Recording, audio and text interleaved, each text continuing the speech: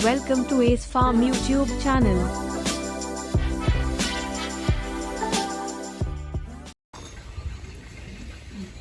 Hi friends, आज हम discuss करेंगे कि कबूतरों में जब हम लोग एंटीबायोटिक देते हैं तो कई बार ऐसा होता है कि कई एंटीबायोटिक ओरल देने पर वो प्रॉपरली एब्जॉर्ब नहीं होते। Absorb in the sense that body में जाते नहीं हैं और उनका असर हमें कम दिखाई देता है। तो इसका अल्टरनेट एक तरीका होता है कि हम एंटीबायोटिक्स को ओरल एंटीबायोटिक्स की जगह यानी मुंह से देने की जगह उनको हम इंजेक्शन दे सकते हैं। अब ये कब करना पड़ता है और क्यों करना पड़ता है और किस वजूहात से हमको ये सब फॉलो करना पड़ता है, इसके बारे में आज हम डिटेल से जानेंगे। और इंजेक्शन कैसे देना है बर्ड्स के अंदर, अगर आपको किसी वजह से अगर आपको इंजेक्शन देने की ज़रूरत ही पड़ती है और प्रिकॉशंस क्या लेने चाहिए, इसके बारे में आज डिस्कस करेंगे। जैसे कि हम लोग जानते हैं कि कई कबूतरों के बीमारियों में, डिसीज़ में ऐसी कंडीशन आती है कि वहाँ पर आप ओरल एंटीबायोटिक 8-8 दिन 15-15 दिन देते हो लेकिन कभी एब्जॉर्ब नहीं होते। और एक एडिनो वायरस का एक डिसीज़ होता है कबूतरों में, जहाँ पर वो वायरस और बैक्टीरिया के कॉम्बिनेशन में जाके, इकोलाई बैक्टीरिया के कॉम्बिनेशन में जाके वो उनके क्रॉप को या जो पेट होता है उनका वहाँ पर ब्लॉक कर देते हैं। कबूतर बहुत पानी पीता है और आप अगर उसके पेट को हाथ लगाएंगे तो मुंह से भी पानी निकलता है, लेकिन वो वहाँ पर ब्लॉकेज होने की वजह से यानी बंद हो जाने की वजह से पानी और खाना उसके पेट के अंदर तक जा नहीं पाता है या अतड़ियों तक जा नहीं पाता है इंटेस्टाइन में, और डाइजेशन ना होने की वजह से कबूतर प्यासा हो जाता है। पानी बहुत पीता है लेकिन वो अंदर तक, बॉडी के अंदर तक पानी जा नहीं पाता है। ऐसे कंडीशन में जब हम ओरल एंटीबायोटिक देते हैं, जैसे कि सबसे ज़्यादा पॉपुलर हमारे पास जो ओरल एंटीबायोटिक है वो एंड्रोसिन है या एंड्रोफ्लॉक्सासिन है, जो कि मार्केट में मेरिक्विन नाम से, एंड्रॉक्स नाम से, एंड्रोसिन नाम से, कई नामों से, ब्रांड नेम से मिल जाता है। अब यहाँ पर क्या होता है कि जब हम उसको ओरली मुंह से भी देने की कोशिश करते हैं, तो ओरल ड्रॉप देते हैं, तो भी क्या होता है कि वो पेट के अंदर जो ब्लॉकेज हो चुका है तो वो सिर्फ और सिर्फ उसके क्रॉप के अंदर या उसके कोठे के अंदर तक ही रहता है, लेकिन उसके बॉडी के अंदर जाकर जो डिसीज़ को कंट्रोल करना चाहिए वो नहीं कर पाता है। ऐसे सिचुएशन में और ऐसी कंडीशन में होता ये है कि आप एंटीबायोटिक देते हो लेकिन वो पूरी तरह से कामयाब नहीं हो पाता है। और कभी कभी ऐसी इमरजेंसी कंडीशन होती है कि आप ओरल एंटीबायोटिक देने की जगह आप अगर उसको इंट्रामस्कुलर या फिर इंजेक्शन के थ्रू दोगे तो वो जल्द से जल्द असर करता है। अब ये इन कबूतरों को जो मुंह खोल के सांस लेते हैं, ऐसी कंडीशन में नियोडॉक्स नाम की एक दवा आती है, वो बहुत अच्छा पाउडर होता है, ये किसी भी वेटरनरी शॉप पर आपको मिल जाएगा।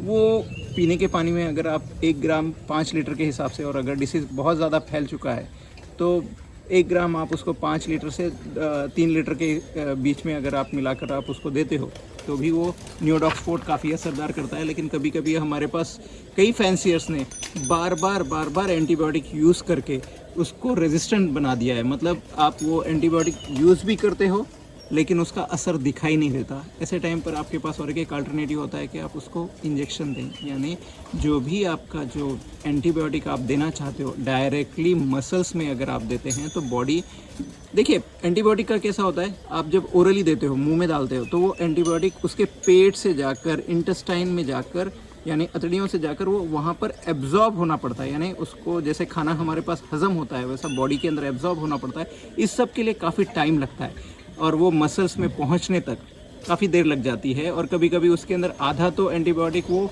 डाइजेस्ट होकर, मतलब लीवर उसको डिटॉक्सिफाई करके निकाल देता है। ऐसी कंडीशन में अगर आपने डायरेक्टली मसल्स में देंगे तो इसका बहुत जल्दी असर दिखाई देना शुरू हो जाता है।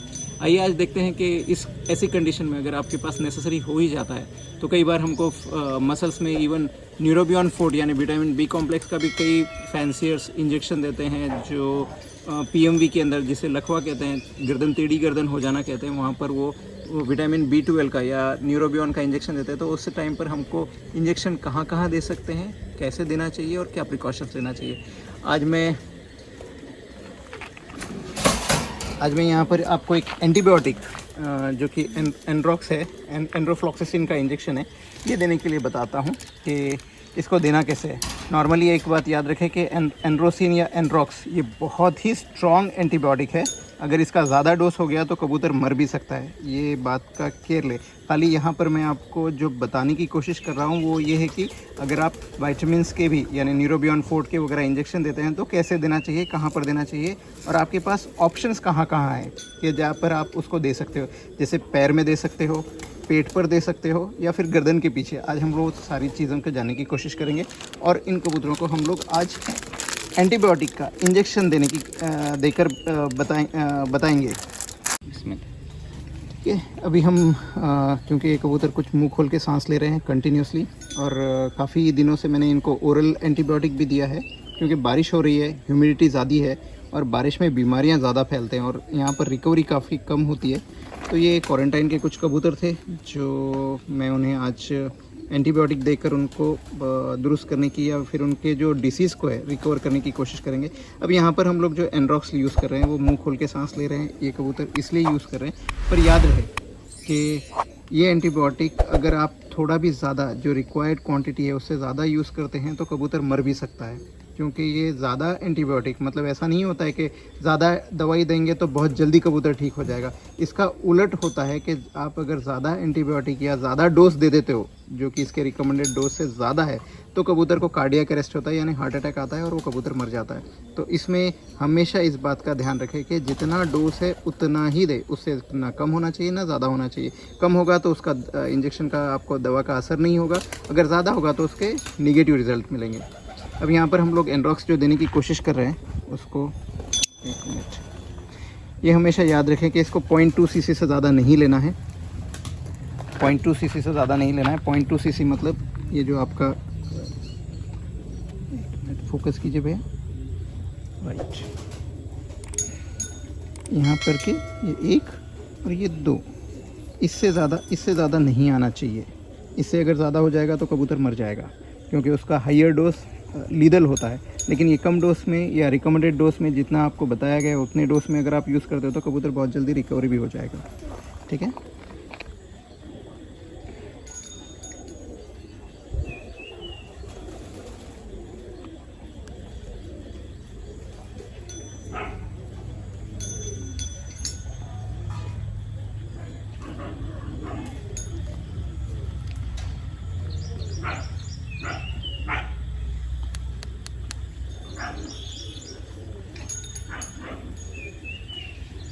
ओके। अब हम इसे हमेशा याद रखें कि 0.2 सीसी ही होना चाहिए। 0.2 सीसी से ज़्यादा अगर हो जाएगा तो ये लीदल डोज हो जाएगा, मतलब इससे कबूतर की जान जा सकती है। तो केयर लें, ज़्यादा डोज ना दें, हमेशा कम भी डोज ना दें। ओके,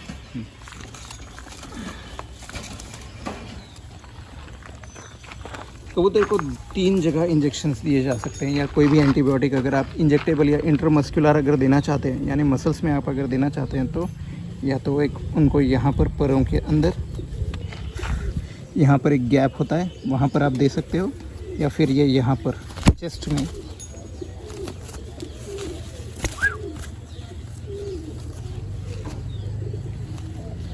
ये एक पैर के अंदर यहाँ पर की एक मसल्स होते हैं, यहाँ पर आप दे सकते हो, या फिर ये यहाँ पर भी दे सकते हो, जो चेस्ट के मसल्स होते हैं यहाँ पर। और सबसे अच्छा तरीका होता है ये यहाँ पर गर्दन के पीछे, नेक के पीछे देना, क्योंकि नेक के पीछे देने पर आपके पास एक स्पेस होती है जहाँ पर आप उसको आसानी से दे सकते हो कबूतर को। यानी ये यहाँ पर, ये देखिए जब कबूतर,